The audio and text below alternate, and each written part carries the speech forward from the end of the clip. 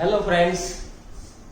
तो आज हम लोग ग्रुप नंबर 15 के अंदर थोड़ा सा आगे बढ़ेंगे। ग्रुप नंबर 15 के अंदर प्रिपरेशन मेथड्स के अंदर सबसे पहले आता है डाइनाइट्रोजन। तो चलिए शुरू करते हैं। डाइनाइट्रोजन जो कंपाउंड है, डाई नाइट्रोजन, अभी आप ध्यान से देखेंगे तो मैं मेथड आपको समझा देता हूं। कोई भी टॉपिक होगा उसके अंदर हम लोग पढ़ा करेंगे प्रिपरेशंस, फिर आएगा प्रॉपर्टीज और फिर रहेगा यूजेस। आपको साथ में लिखते रहना है और उसको याद करना है। तो सबसे पहले मैं आपके साथ डिस्कस करना चाहता हूँ कॉमर्शियल मेथड। बराबर है। कॉमर्शियल मेथड कुछ ऐसी है कि जिसके अंदर डाइनाइट्रोजन को अगर आपको बनाना है तो आपको मालूम होना चाहिए कि आप जो सांस लेते हो, बराबर, सांस, ब्रीदिंग, सांस नहीं, सांस लेते हैं, सांस जो हम लोग लेते हैं उसके अंदर नाइट्रोजन और ऑक्सीजन होता है। Very good. अब नाइट्रोजन जो है उसका प्रपोर्शन कितना होता है? तो 78% बाय वॉल्यूम। बराबर। विदाउट नाइट्रोजन तो हम लोग जी सकते नहीं है। सही में ऑक्सीजन की रिक्वायरमेंट ज्यादा है, लेकिन नाइट्रोजन भी वहां पर प्रेजेंट होता है। तो नाइट्रोजन की प्रिपरेशन के अंदर हम लोग यहाँ पर पढ़ेंगे कॉमर्शियल प्रिपरेशन जो है डाइनाइट्रोजन की। डाइनाइट्रोजन में लिखते जाओ साथ में, dinitrogen prepared by dinitrogen is prepared by liquefaction and fractional distillation. बराबर है। नाइट्रोजन जो है उसका बॉइलिंग पॉइंट है 77.2 केल्विन और ऑक्सीजन जो है वो 90 केल्विन है। सबसे पहले क्या करना है कॉमर्शियल मेथड के अंदर, ये स्ट्रिक्टली एनसीईआरटी के बेसिस पे हम लोग आगे बढ़ेंगे। इस पॉइंट को जनरली याद ही करना है, कोई ज्यादा टेंशन वाली बात नहीं है। तो वहां पर इंफॉर्मेशन दी है वही मैं आपको यहाँ पर बता रहा हूँ कि इसका जो होता है 77.2 केल्विन और 90 kelvin. Dinitrogen is prepared by liquefaction. सबसे पहले उसको लिक्विफाई कर दो, बराबर है, और उसके बाद उसका फ्रैक्शनल डिस्टिलेशन करेंगे। फ्रैक्शनल डिस्टिलेशन के अंदर क्या होता है कि जिसका बॉइलिंग पॉइंट कम होता है वो पहले बार आ जाता है। इसका मतलब आप देख सकते हैं कि यहाँ पर जो नाइट्रोजन है उसका नाइट्रोजन जो इसका बॉइलिंग पॉइंट कितना है 77.2 केल्विन। सो ड्यूरिंग डिस्टिलेशन सबसे पहले कौन आएगा? डाइनाइट्रोजन आ जाएगा और डाइऑक्सीजन जो है वो वेसल के अंदर ही रहेगा। तो ये एक मेथड हो गई। Dinitrogen is prepared by liquefaction and fractional distillation as a boiling point of dinitrogen is 77.2 Kelvin. बराबर है। First it will come out and then oxygen remains in the vessel. बराबर है। First nitrogen comes out and the oxygen remain in vessel. चलो, ये कहानी थी commercial preparation की। Next जो मेथड है उसको क्या कहेंगे? लेबोरेटरी बेस्ड मेथड, यानी लिखेंगे title lab method. Lab method में सबसे पहला क्या है? When it is reacted with ammonium chloride. Ammonium chloride जो है वो किसके साथ रिएक्ट कर रहा है? NaNO2 के साथ।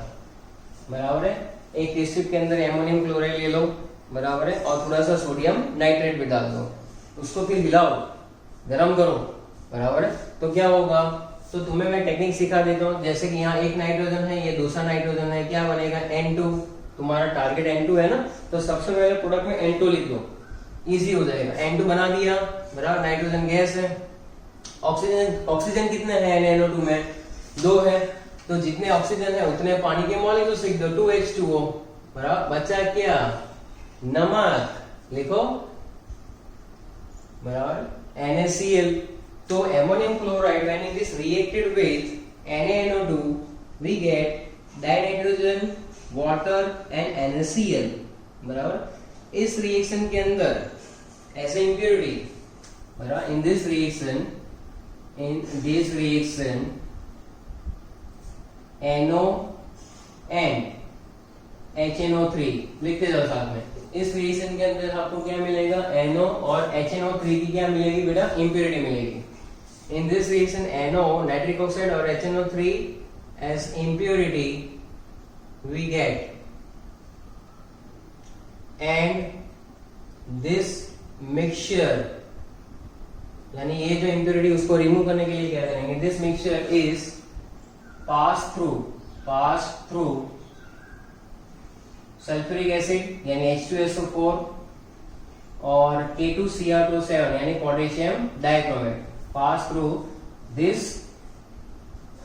कॉम्बिनेशन, तो ये जो है इम्प्योरिटी वहां से निकल जाएगी। तो इस रिएक्शन में NO और HNO3 की स्मॉलर प्रोपोर्शन में इम्प्योरिटी जो मिलती है बेटा, उसको रिमूव करने के लिए हम लोग क्या करते हैं, ये पोटेशियम डाइक्रोमेट जो है और H2SO4 में से इसको पास करेंगे। फिर एक दूसरी मेथड भी साथ में लिखो। नेक्स्ट मेथड है एमोनियम डाइक्रोमेट। एमोनियम डाइक्रोमेट कैसे याद करेंगे, NH4 क्या होता है +1 Cr2O7 2-, तो फॉर्मूला बनेगा NH4 2 Cr2O7।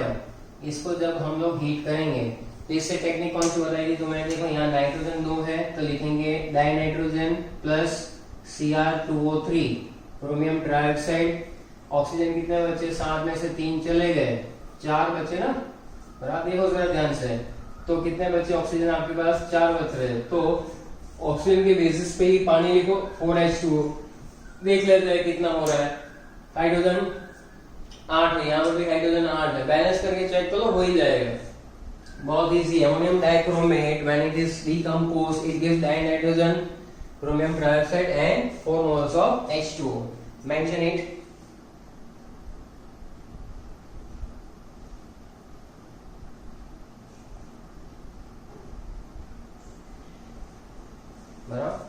और तीसरी एक मेथड जो है इसके बाद, अगर आपको प्योर नाइट्रोजन चाहिए, शुद्ध नाइट्रोजन, बराबर, शुद्ध नाइट्रोजन के लिए आप क्या ले सकते हैं, बेरियम एजाइड। क्या लेंगे, बेरियम एजाइड, तो लिखेंगे BaN3 ट्वाइस, बराबर। आप सोडियम एजाइड भी ले सकते हैं, क्या ले सकते हैं, सोडियम एजाइड। BaN3 ट्वाइस जो है इसका डिकम्पोजिशन करेंगे तो बेरियम मिलेगा +3 moles of N2, क्या मिलेगा, 3 moles of डाइनाइट्रोजन। ये जो है वो आपको प्योर डाइनाइट्रोजन देगा, क्या, प्योर डाइनाइट्रोजन। अच्छा, एक और बात मैं आपके साथ डिस्कस करना चाहूंगा, ये एजाइड जो कंपाउंड होते हैं, एजाइड्स, बेरियम एजाइड है, सोडियम एजाइड है, ये जनरली कहां पर यूटिलाइज होते हैं। आपको लगेगा ये सब इक्वेशंस क्या पढ़ रहे हैं फालतू के, बराबर, लेकिन ये इक्वेशंस जो है ना आपकी जान बचा सकता है, बराबर। एजाइड कंपाउंड जनरली यूज होते हैं कहां पर, एयरबैग वाली आपने गाड़ी देखी होगी, बराबर, सेफ्टी पर्पस के लिए, तो उसमें क्या होता है कि वहां पर जो एयरबैग्स होते हैं उसके अंदर जनरली जो है एजाइड कंपाउंड्स जो है वो भरे जाते हैं। और कैसे होता है कि जहां पर मान लो कि जैसे ही आपकी गाड़ी किसी के साथ टकरा जाती है, यानी व्हेन द कार, बराबर, स्ट्रक विद समवन, कहीं पर एक्सीडेंट हो गया, तो क्या होगा कि फटाक से वहां पर स्पार्क जनरेट होता है, बराबर। स्पार्क जनरेट होता है कहां पर, जहां पर एजाइड कंपाउंड भरा हुआ है। जैसे स्पार्क जनरेट होता है वहां पर क्या होगा बेटा, वहां पर नाइट्रोजन गैस प्रोड्यूस हो जाएगा, इट विल स्वेल अप और आपकी जान बच जाएगी। जैसे ही वो गुब्बारा खुलेगा, गुब्बारा यानी एयरबैग, एयरबैग जैसे ही खुलेगा तो आपकी जान वहां पर बचाने का जिम्मा जो है वो कौन लेता है, azide compound. And that's why inorganic chemistry is very interesting chemistry as well as it is applicable. तो ये चीजें जो है आपके दिमाग में बिठाओ। प्रिपरेशन मेथड की सिर्फ 3 इक्वेशन आपको लर्न करने हैं। पहला है सोडियम एमोनियम क्लोराइड का NaNO2 के साथ एमोनियम डाइक्रोमेट का डिकम्पोजिशन, और तीसरा है बेरियम एजाइड का आप डिकम्पोजिशन करवा दो तो ये आपको देगा प्योर डाइनाइट्रोजन। उसके बाद जो आएगी बात उसकी फिजिकल प्रॉपर्टीज की। प्रॉपर्टीज 2 टाइप की होगी, फिजिकल और केमिकल। तो सबसे पहले फिजिकल प्रॉपर्टीज के अंदर सबसे पहला नाइट्रोजन, जैसे ब्रीदिंग करते हैं तो क्या आपको ऐसा लगता है कि कोई टेस्ट आया, क्या ब्रीदिंग पैटर्न में सिर्फ ऑक्सीजन ही जाता होगा, नहीं भाई, नाइट्रोजन भी जाता है, लेकिन यूज ऑक्सीजन होता है ब्रीदिंग, बराबर। वो हीमोग्लोबिन के साथ ऑक्सी हीमोग्लोबिन बनाता है ना, वो सब है बायोलॉजी के अंदर। लेकिन नाइट्रोजन जो है वो कैसा है, तो नाइट्रोजन जो है बेटा वो कैसा है, एक तो कलरलेस, कहीं पर कलर तो दिखता नहीं है बराबर, तो कलरलेस है। दूसरा कैसा है वो ऑर्डरलेस, वो स्मेल नहीं है, आप स्मेल करो तो कोई स्मेल नहीं आती है। तीसरा है टेस्टलेस, टेस्टलेस यानी कि कोई टेस्ट भी नहीं है। और चौथा है नॉन पॉइजनस, क्या है नॉन पॉइजनस। कीवर्ड को पकड़ के चलो, ऑर्डरलेस, टेस्टलेस, कलरलेस और नॉन पॉइजनस। क्या आप मर गए? नहीं ना, जिंदा हो ना। हाँ तो नॉन पॉइजनस है इसलिए जिंदा हो गई बराबर, वरना कब की टिकट कट चुकी होती। तो ये हो गया सबसे पहला पॉइंट हमारा। फिर हम लोग अगर आप देखें कि नाइट्रोजन के आइसोटॉप्स तो आपको मालूम ही है, तो लिखो दूसरा point, there are two types of isotopes, stable isotope 14N and 15N। ये दोनों उसके क्या है बेटा, स्टेबल आइसोटॉप्स है। क्या है? Stable isotopes, isotopes ES। हाँ इंग्लिश आपकी बहुत जोरदार है। चलो थर्ड पॉइंट जो है बेटा, स्पेरिंगली सॉल्युबल इन वाटर। क्या लिखेंगे? Sparingly soluble in water, sparingly, sparingly soluble यानी कि पानी के अंदर उसकी जो सॉल्युबिलिटी है वो बहुत ही कम है, लो सॉल्युबल लिख सकते हैं। देखो आपने जब इक्विलिब्रियम पढ़ा तो था कंप्लीटली सॉल्युबल, इनसॉल्युबल, स्पेरिंगली। ये बीच वाला है, बीच वाला यानी हाँ ऐसा नहीं, स्पेरिंगली यानी सॉल्युबल यानी पूरा सॉल्युबल, इनसॉल्युबल तो सॉल्युबल होता ही नहीं है, और बाकी बचा स्पेरिंगली सॉल्युबल। चलो नेक्स्ट पॉइंट जो है कि भाई रूम टेम्परेचर है ना, रूम टेम्परेचर पे वो इनर्ट है। रूम टेम्परेचर पे कैसा है वो? इनर्ट। कौन? Nitrogen. Room temperature, at room temperature N2 gas is inert, but when temperature increases, the reactivity is also increases। बराबर लिखो, टेम्परेचर जैसे इंक्रीज करेंगे तो क्या होगा? रिएक्टिविटी इंक्रीज होती जाएगी। चलो क्लियर है? मिटा दो। ओके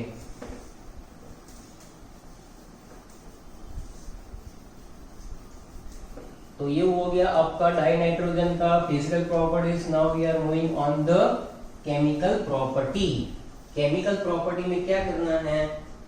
इक्वेशंस रट्टा मारने हैं।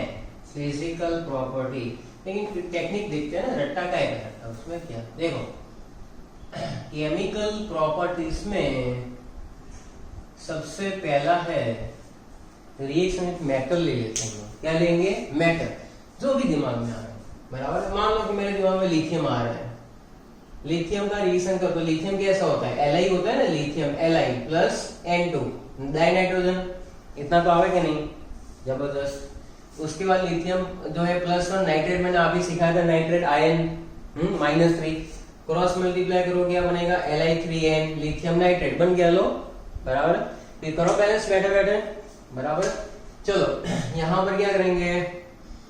यहाँ पे नाइट्रोजन 1 है, यहाँ 2 है, चलो यहाँ का तो 2 2 3 6, तो 6 Li plus N2 it gives 2 Li3N। हो गया बैलेंस बराबर। इसी तरह से सेकंड प्रॉपर्टी मैग्नीशियम के साथ, magnesium and it is reacted with nitrogen, magnesium +2 nitrogen -3 it gives Mg3N2 3 moles of magnesium and then it is balanced 3 Mg plus N2 बराबर। Ramesh Chhagan balance हो गया कि नहीं भाई? चलो 3 Mg plus N2 gives Mg3N2, सारे के सारे लिखते चलो साथ में। तीसरा इक्वेशन लिखेंगे, boron plus die nitrogen it gives boron nitride. तो ये कोवेलेंट हाइड्रेट है, कोवेलेंट कंपाउंड है। ऊपर के दोनों जो है वो कैसे? आयनिक है, दो नाइट्रोजन दो नाइट्रोजन, 2 बोरॉन 2 बोरॉन। चलो फटाफट लाइन करो साथ में भाई। लिथियम का रिएक्शन नाइट्रोजन के साथ, मैग्नीशियम नाइट्रोजन के साथ, बोरॉन नाइट्रोजन के साथ, राइट इट डाउन। बाकी अब बचपन से पढ़ते आ रहे, जब छोटे से छोटा बच्चा था तब से ये पढ़ता आ रहा है कि नाइट्रोजन का बहुत ही पॉपुलर इक्वेशन है कौन सा? Haber process. हेबर प्रोसेस के अंदर क्या करेंगे हम लोग? Haber process. तो dinitrogen when reacted with 3 moles of hydrogen at a 773 Kelvin temperature, 200 bar pressure, Fe और FeO as a catalyst बराबर है। कंडीशंस अप्लाई, कहीं पर कोई रेफरेंस में 700 केल्विन भी हो सकता है, लेकिन भावनाओं को समझो बेटा। बराबर है, भावना यानी इमोशंस, बराबर। तो it gives 2 moles of NH3, जबरदस्त। इसके लिए डेल्टा H की वैल्यू रटने की जरूरत नहीं है, नेगेटिव रहती है एक्सोथर्मिक, और अगर याद करना है तो कुछ -46 किलो जूल पर मोल के आसपास मिल जाती है, बराबर। डेल्टा H नेगेटिव से क्या पता चलता है कि ये एक एक्सोथर्मिक रिएक्शन है। कौन सा रिएक्शन है भाई? एक्सोथर्मिक रिएक्शन है, बराबर। और कुछ इक्वेशंस लिख सकते हैं, जैसे कि डाइनाइट्रोजन का ऑक्सीजन के साथ रिएक्शन करवा दो तो क्या बनेगा? 2 मोल्स ऑफ NO यानी नाइट्रिक ऑक्साइड, नाइट्रिक ऑक्साइड। चलो फटाफट यूजेस करेंगे। यूजेस, सबसे पहला यूज तो आपको यहां से ही दिख रहा है, क्या है? ये बनाया ना भाई एमोनिया, तो लिखो यूजेस या तो एप्लीकेशन। पहला, dinitrogen is use in manufacture, fracture नहीं भाई, manufacture. Dinitrogen is use in manufacture of preparation of ammonia and other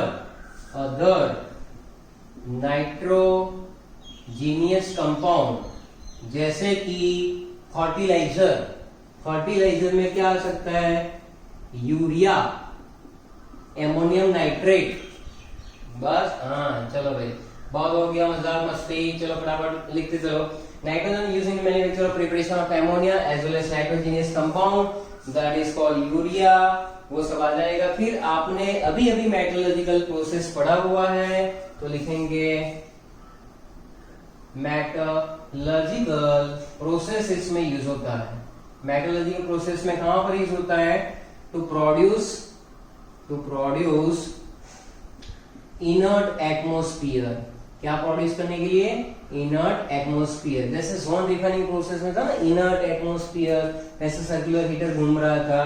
तो मेटलर्जिकल प्रोसेस के अंदर क्या इनर्ट एटमोस्फियर के लिए यूज हो जाता है। फिर छोटे छोटे यूज है इन इलेक्ट्रिक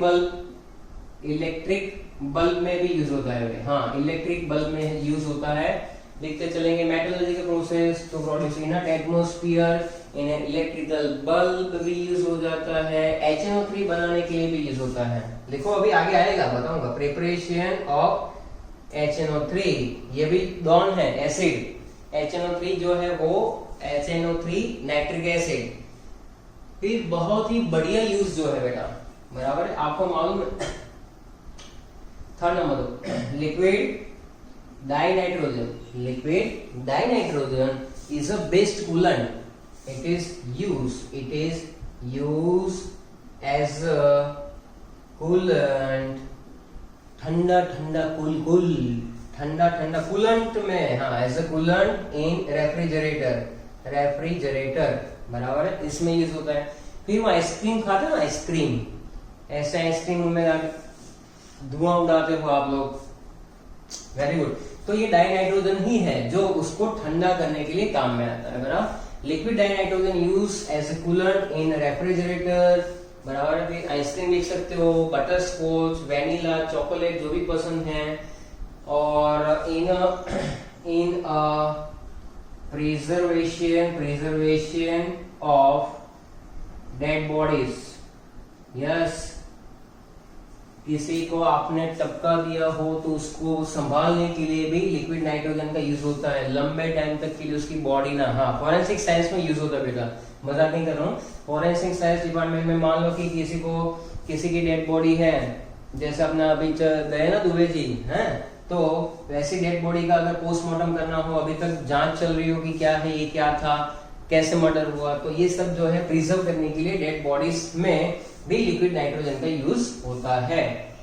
बायोलॉजिकल सब्सटेंस में भी होता है। और एक है बहुत ही इंपॉर्टेंट, जिसको मैं लिख रहा हूं यहां पर, क्रायोसर्जरी। क्या लिखेंगे? क्रायोसर्जरी। क्रायोसर्जरी एक ऐसी सर्जरी है, मान लो कि किसी बंदे को कैंसर हो गया, बराबर है, तो उसके क्या होता है कि कैंसर के स्टेजेस होते हैं, स्टेज 1, स्टेज 2, स्टेज 3, स्टेज 4, फिर अटैक। तो स्टेज 4 के अंदर जब उसके टिश्यूज जो होते हैं वो ऑलमोस्ट क्या हो जाते हैं कि वहां पर बिगड़ जाते हैं, डेड हो जाते हैं, तो उसको सर्जरी करनी पड़ती है। अब सर्जरी करने के लिए एक्सट्रीमली कंडीशन चाहिए, तो एक्सट्रीम कंडीशन के अंदर ये क्रायो सर्जरी में लिक्विड नाइट्रोजन का यूज करते हैं और वो डेड टिश्यू को वहां से काट के अलग करते हैं। लेकिन इसके कुछ साइड इफेक्ट भी है, बराबर। जैसे कि आजू बाजू के हेल्दी टिश्यू है, बराबर, इश्यू तो बहुत है भाई, हेल्दी टिश्यू जो है उसको क्या होता है, डैमेज हो सकता है। तो ये पहली बात आपको ध्यान रखनी, इन्फेक्शन हो सकता है, हेल्दी टिश्यू को भी प्रॉब्लम हो सकती है। तो cryo surgery is very dangerous, it is use only under the dedicated doctors, बराबर। ऐसा नहीं कोई भी डॉक्टर जा भाई मैं इसको चीर पड़ा, चल रहा है लिक्विड ऐसे डाला, ऐसा नहीं हो सकता है, वरना वो बंदा बेचारा क्या हो जाएगा कि उसके जो हेल्दी टिश्यू वो भी खत्म हो जाएंगे। तो ये जो इसमें आपकी स्किल होनी चाहिए। क्रायो सर्जरी बहुत ही ऐसा इमर्जिंग फील्ड है जिसके अंदर आप काम कर सकते हो, बराबर है। तो ये बहुत सारी टेक्नोलॉजी, इसके सारे साइड इफेक्ट भी होते हैं, वो भी पता होना चाहिए, बराबर। तो ये सारी बातें हैं क्रायो सर्जरी तक। तो यहाँ तक आप लिखिए कैंसर, क्रायो सर्जरी जनरली किसमें यूज होता है, कैंसर ट्रीटमेंट के अंदर। तो यहाँ तक लिक्विड डाइनाइट्रोजन इज वो। अभी हम लोग एमोनिया पे मूव कर रहे हैं। एमोनिया मैंने जैसे आपको बताया, सबसे पहले आएगा प्रिपरेशन मेथड। प्रिपरेशन मेथड में मान लो कि फर्स्ट प्रिपरेशन जो है NH2CO NH2, यानी कि आपने लिया हुआ है यूरिया। क्या ले लिया, यूरिया। इसका रिएक्शन हम लोग करवाएंगे किसके साथ, पानी के साथ, H2O। अब देखो एमोनिया यानी कि आपको NH3 बनाना है, ये फिक्स है। तो आप क्या करें, यहाँ पर सबसे पहले NH3 लिख दो। कितने नाइट्रोजन है, लेफ्ट हैंड साइड 2 है ना, तो इसको 2 मोल्स कर दो बेटा, बाकी अपने आप बैलेंस हो जाएगा। आप देखोगे कि यहाँ पर कार्बन डाइऑक्साइड जो है ऐसा बाय प्रोडक्ट निकल के आएगा। 2 नाइट्रोजन के हिसाब से ये 4 है, ये 2, यानी बैलेंस हो गया कि एमोनिया प्लस कार्बन डाइऑक्साइड। तो ये सबसे पहले इक्वेशन जो है वो आप लोग लिख सकते हो, और कुछ हद तक जो है वो रिवर्सिबल भी रहता है।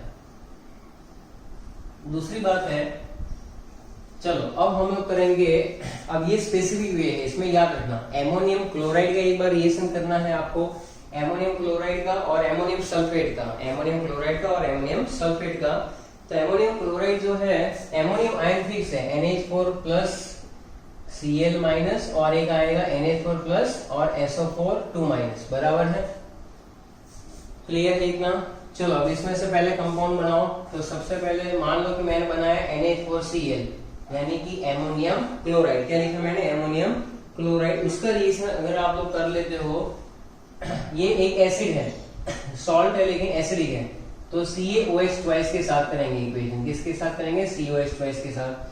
अगर मुझे यहाँ पर आप देख सकते हैं कि यहाँ पर सबसे पहले बाय प्रोडक्ट देखो तो ये Ca है, ये Cl है, तो क्या बन के निकल, CaCl2, क्या बनेगा बेटा, कैल्शियम क्लोराइड। यहाँ 2 क्लोरीन है, तो चलो 2 क्लोरीन कर दिए। जैसे ही 2 क्लोरीन किए, नाइट्रोजन भी 2 हो गए, तो इसका मतलब है कि 2 मोल्स ऑफ NH3 लिख दो, अपने आप बैलेंस हो जाएगा। CaCl ट्वाइस 2 NH3 हुआ, बाकी क्या बचा, तो आप देख सकते हैं यहाँ पर 2 ऑक्सीजन है, तो यहाँ पर 2 H2O कर दो, फिर करो चेक बैलेंस हो रहा है कि नहीं हो रहा है, देख लेते। चलो कैल्शियम है कि 1 है, क्लोरीन 2 हो गए, 2 नाइट्रोजन हाइड्रोजन 8 10 6 4 10, ऑक्सीजन 2, खत्म, बराबर है। नेक्स्ट जाएंगे हम लोग किसके साथ, NH4 twice SO4, ammonium sulphate, ये भी एक सॉल्ट है। इसका रिएक्शन किसके साथ करवा देते हैं, चलो NaOH के साथ करवा देते हैं, बराबर है। ये एसिडिक है तो ये बेस ले लिया मैंने। यहाँ पर भी ये 2 नाइट्रोजन है, NH4 ट्वाइस यानी 2 नाइट्रोजन के हिसाब से सबसे पहले 2 NH3 कर दो, बराबर है।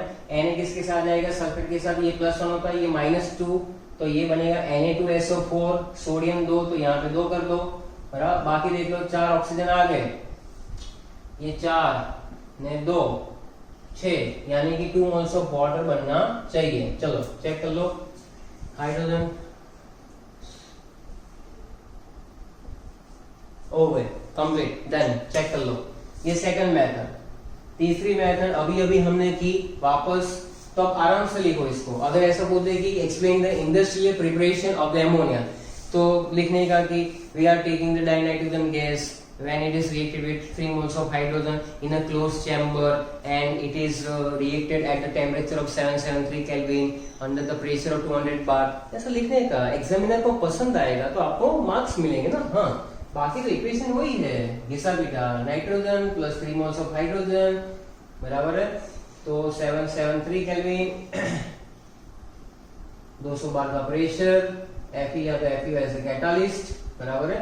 और बनेगा 2 मोल्स ऑफ NH3 और डेल्टा H की वैल्यू लिखो -46.1 किलो जूल पर मोल। ये लिखा यानी ये ले फुल मार्क्स, बराबर है। इसके ऊपर से कहानी तो बना सकते हो आप, तो इसमें थोड़ी बहुत बड़ी बात है, कहानी तो आराम से बन जाएगी। इसके अंदर एक चीज और हम लोग लिख सकते हैं कि जो कैटालिस्ट यूज कर रहे हैं उसके साथ साथ हम लोग एज अ प्रमोटर, बराबर, एज अ प्रमोटर यानी क्या होता है, प्रमोटर एक ऐसा सब्सटेंस होता है जो रेट ऑफ रिएक्शन को बढ़ा देता है। तो प्रमोटर में K2O लिख सकते हैं, Al2O3 लिख सकते हैं, या तो कई बार मॉलिब्डेनम भी यूज होता है, MO। These are promoter. Promoter का मतलब क्या, रेट ऑफ रिएक्शन को और भी बढ़ाएगा। देखो कैटालिस्ट तो होता ही है, कैटालिस्ट के बाद दो चीजें आती है, पॉजिटिव कैटालिसिस और नेगेटिव कैटालिसिस। पॉजिटिव कैटालिसिस का मतलब क्या, along the catalyst one more substance will be used which increase the rate of reaction, बराबर है, जबरदस्त इंक्रीज करे, क्या बोलते हैं। तो ये जो है वो प्रमोटर होता है। कई बार क्या होता है, कैटालिटिक पॉइजन भी होता है, शायद आपने सर्फेस केमिस्ट्री के अंदर पढ़ा भी हो। पॉइजन, कैटालिसिस पॉइजन का मतलब क्या, retard the rate of reaction. Catalysis हो रहा है, इसको नेगेटिव कैटालिसिस भी कहेंगे, बराबर है। तो ये जो कहानी है वो आप सरफेस केमिस्ट्री में पढ़ चुके होंगे या तो पढ़ेंगे। चलो ठीक है, ये प्रिपरेशन के मेथड्स हो रहे हैं आपके यहाँ पर। उसके अलावा आपके दिमाग में अगर जैसे कि मैं लिख लो, आप लिखते चलो साथ में। एक और मेथड वहां पर है Mg3N2 वाला, मैग्नीशियम नाइट्रेट का रिएक्शन कर लेते, चलो पानी ले लेते हैं H2O, बराबर। इसका मतलब मैग्नीशियम +2 और ये हाइड्रोक्साइड, तो क्या बनाएगा, MgOH ट्वाइस एक बना देगा, और बाकी दो नाइट्रोजन है तो यहाँ 2NH3 लिख दो। बैलेंस करो, मैग्नीशियम 3 है तो यहाँ 3 कर दो, ऑक्सीजन तुम्हारे 6 हो रहे तो 6H2 कर दो, बैलेंस हो गया इक्वेशन, वाह दी वाह, वेरी गुड, बराबर। तो इस तरह से जो प्रिपरेशन मेथड है आप लिख सकते हो। इसके अलावा भी अगर आपके दिमाग में कुछ चल रहा है तो आप लिख सकते हो, इसमें कोई बहुत टेंशन वाली बात तो है नहीं, बराबर। इसके बाद टाइटल देंगे हम लोग फिजिकल प्रॉपर्टीज, लिखेंगे फिजिकल प्रॉपर्टीज। चलो पहले इतना खत्म करो, फिजिकल प्रॉपर्टी भी मैं आपको लिखवा देता हूँ। फिजिकल प्रॉपर्टीज जो है बहुत ही सिंपल है।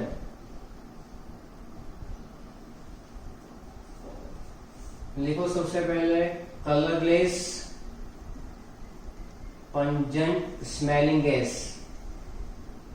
यानी कि इसकी जो खुशबू है, जो इसकी स्मेल है बहुत ही पंजेंट होती है, यानी एकदम जबरदस्त स्मेल इतनी स्ट्रांग होती है, बराबर। फ्रीजिंग पॉइंट लिखेंगे इसका, साथ में फ्रीजिंग पॉइंट कुछ दिया हुआ है 198.4 केल्विन के आसपास आप लिखेंगे। फ्रीजिंग पॉइंट लिखते चलो साथ में। कलरलेस पंजेंट स्मेलिंग गैस है, फ्रीजिंग पॉइंट है, बॉइलिंग पॉइंट भी 240 के आसपास होगा। बॉइलिंग पॉइंट एग्जैक्ट आप अपनी टेक्स्ट बुक में देख सकते हो, कुछ 239 पॉइंट समथिंग है केल्विन, या तो 240 केल्विन लिख सकते हैं। तो इसके फ्रीजिंग पॉइंट और बॉइलिंग पॉइंट काफी ज्यादा है। फिर इसका स्ट्रक्चर जो आपने पढ़ा हुआ है, बराबर बेटा, तो स्ट्रक्चर के लिए आप लोग लिखेंगे, स्ट्रक्चर के लिए तो स्ट्रक्चर में क्या होता है, it is trigonal pyramidal structure है, ABC टाइप मॉलिक्यूल, बराबर, लेकिन प्लेनर नहीं है। नाइट्रोजन sp3 हाइब्रिडाइज ऑर्बिटल्स में 1 2 3, इसके ऊपर लॉन पेयर, यहाँ पर एक इलेक्ट्रॉन, और उसके साथ हाइड्रोजन का 1s आ जाएगा, तो ये इलेक्ट्रॉन उसका हो जाएगा। इस तरह से ये बनाएगा ट्राइगोनल पिरामिडल स्ट्रक्चर। हालांकि sp3 हाइब्रिडाइजेशन होने की वजह से इसका बॉन्ड एंगल होना चाहिए था 109 डिग्री 28 मिनट्स, लेकिन इसका बॉन्ड एंगल कुछ 107 डिग्री ही मिला, due to lone pair bonding pair repulsion and bonding pair repulsion also. So draw the structure, बड़ा स्ट्रक्चर को अलग से पूछ सकते हैं तो भी आप इसको एक्सप्लेन तो कर ही सकते हो, ये बहुत ही सिंपल सी कहानी है, बराबर है। तो इसका बॉन्ड एंगल जो है वो डिक्रीज हो जाता है 109 डिग्री 28 मिनट्स की जगह पर कुछ आप लिख सकते हो 107.8 डिग्री या ऐसा कुछ डिक्रीज हो जाता है, बराबर। तो ये डेटा में गिवन है, तो जो डेटा में गिवन है वो आप वहां से लिख सकते हैं। उसके बाद मैं आपको एक्सप्लेन करने जा रहा हूं केमिकल प्रॉपर्टीज।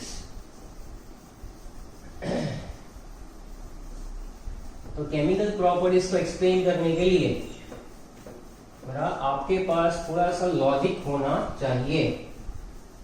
चलो लिखेंगे सबसे पहले केमिकल प्रॉपर्टीज। तो टाइटल दीजिए केमिकल प्रॉपर्टीज।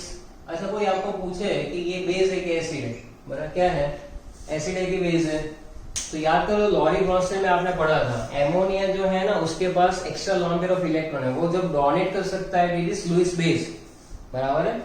तो यहाँ पर एक इक्वेशन में लिख रहा हूँ, आप बताएंगे NH3 प्लस वाटर, उसमें से सामने क्या बनता है NH4 plus and OH minus, यानी कि इसने यहां से H प्लस को लिया, बराबर। तो H प्लस एक्सेप्टर जो है, H प्लस को एक्सेप्ट जो करता है वो बेस है, डोनर है वो क्या है, एसिड है। याद करो लॉरी ब्रॉन्स्टेड में आपने पढ़ा था। तो NH3 when reacted with water and it will be in somehow it will be in equilibrium state also, कि ammonia when reacted with water it gives to NH4 plus and OH minus। अब आप जो बन रहा है यही लेकर आगे चलो कि सेकंड रिएक्शन में NH4OH है, बराबर। अब ये बेस है, प्रूव करना है, तो इसका रिएक्शन करवा दो एसिड के साथ, तो क्या देगा आपको NH4Cl, क्या देगा आपको एमोनियम क्लोराइड प्लस H2O। तो यहां से H2O निकल जाएगा और बाकी बचेगा NH4Cl। लिखते चलो बेटा ये सारे के सारे इक्वेशंस।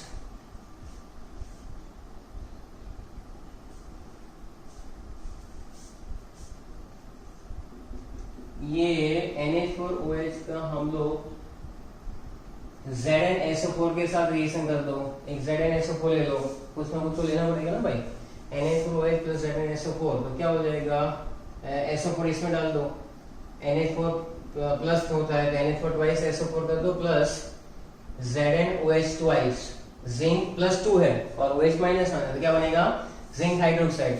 तो क्लियरली दिख रहा है कि यहाँ पर 2NH4 तो ही 2 OH आवे ना, Zn तो एक ही है।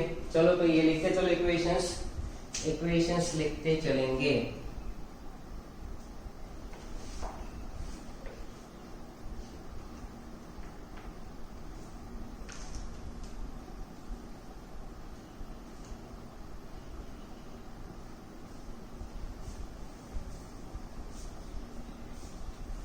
इसके बाद केमिकल प्रॉपर्टीज के अंदर बहुत ही इंपॉर्टेंट रिएक्शन लिखवा रहा हूं मैं आपको, एक है Cu+2 when it is reacted with ammonia. ये आप पढ़ोगे कहां पर, coordination complex compound last chapter के अंदर, ध्यान से देखना बेटा। तो यहां पर एक ऐसा कॉम्प्लेक्स मिलता है स्क्वायर ब्रैकेट यानी complex compound CuNH3 4 times N+2 that is deep blue colour. इसका कैसा होता है, डीप ब्लू कलर। ये रिएक्शन स्पेसिफिक है, क्यों, क्योंकि ये जो है ना वो मेटल है, मेटलिक आयन है, बराबर आयन। यहां से लॉन पेयर ऑफ इलेक्ट्रॉन ये जो है वो एक्सेप्ट करता है, ये डोनेट करता है। तो लॉन पेयर इलेक्ट्रॉन डोनर जो होता है वो होता है लेविस बेस। क्या होता है, लेविस बेस। और ये होता है लेविस एसिड। मेटल जो है, मेटल का जो आयन है that is called Lewis acid. यहाँ पर क्या हो रहा है, इसके और इसके बीच में, यानी कि कॉपर जो है जो एमोनिया के नाइट्रोजन की ओर से lawn pair of electron donate करता है, donate by one share by both, donate by one share by both, that's why it is called coordinate covalent bond. क्या बनाता है ये, coordinate covalent bond, coordinate covalent bond बनाएगा। और इस तरह से ये जो बनाता है उसको कहते हैं कॉम्प्लेक्स कंपाउंड। क्या कह लेंगे इसको, complex compound. Most important reason is there,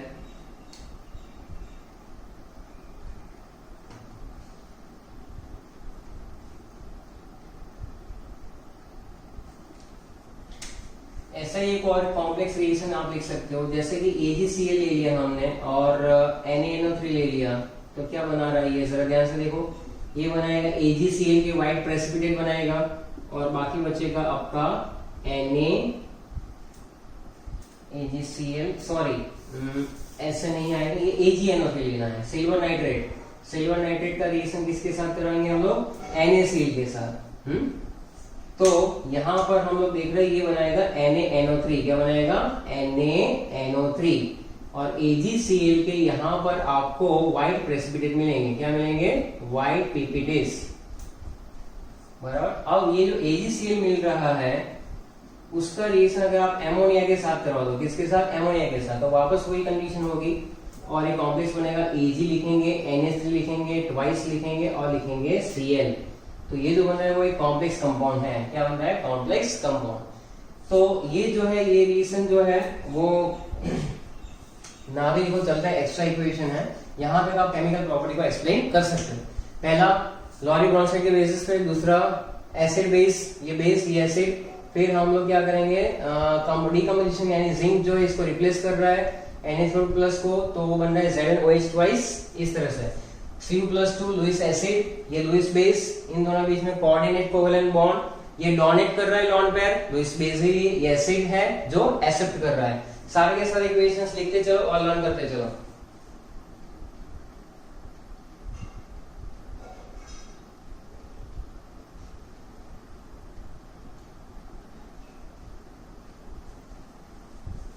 और लास्ट में इसके यूजेस लिख लो, यूजेस जो आप सीधा टेक्स्ट बुक में से भी लर्न कर सकते हो, लेकिन लिखवा देता हूं मैं। तो आप इसके यूजेस भी कंप्लीट कर लो तो हो जाएगी प्रिपरेशन प्रॉपर यूजेस। लिखो यूजेस, यूजेस में क्या लिखेंगे, अभी अभी हमने सीखा, बराबर है, एमोनिया का यूज कहां पर कर सकते हैं, बोलो। फर्टिलाइजर्स बनाने में कर सकते हैं। एक उसमें यूरिया लिखो, बराबर, फिर लिखो यूरिया का फॉर्मूला मैं लिख रहा हूं साथ में NH2CONH2, फिर लिखेंगे एमोनियम नाइट्रेट NH4NO3, फिर लिखेंगे एमोनियम फॉस्फेट यानी NH4 thrice PO4 ammonium phosphate, ammonium sulphate लिखो NH4 twice SO4 ammonium sulphate. तो ये सारे के सारे फर्टिलाइजर्स हैं, फर्टिलाइजर्स बनाने में बहुत ही यूजफुल है।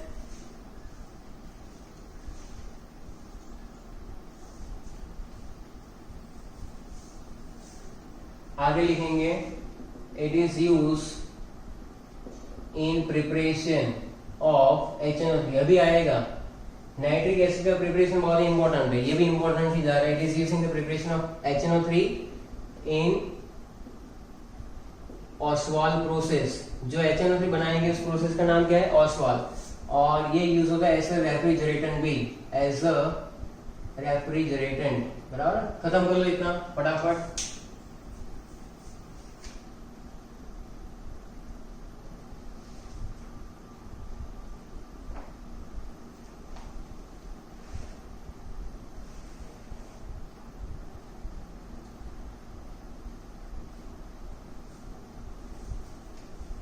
इतना खत्म करने के बाद आज के दिन में, आज के लेक्चर में जो हमने पढ़ा हुआ है डाइनाइट्रोजन और एमोनिया, लिख के अच्छे से लर्न कर लेना है। इनऑर्गेनिक केमिस्ट्री में याद रखो बेटा, जितने भी प्रिपरेशन है, केमिकल प्रॉपर्टीज है, उसकी इक्वेशंस कम से कम 5 टाइम्स लिखने पड़ेंगे तो याद होते हैं।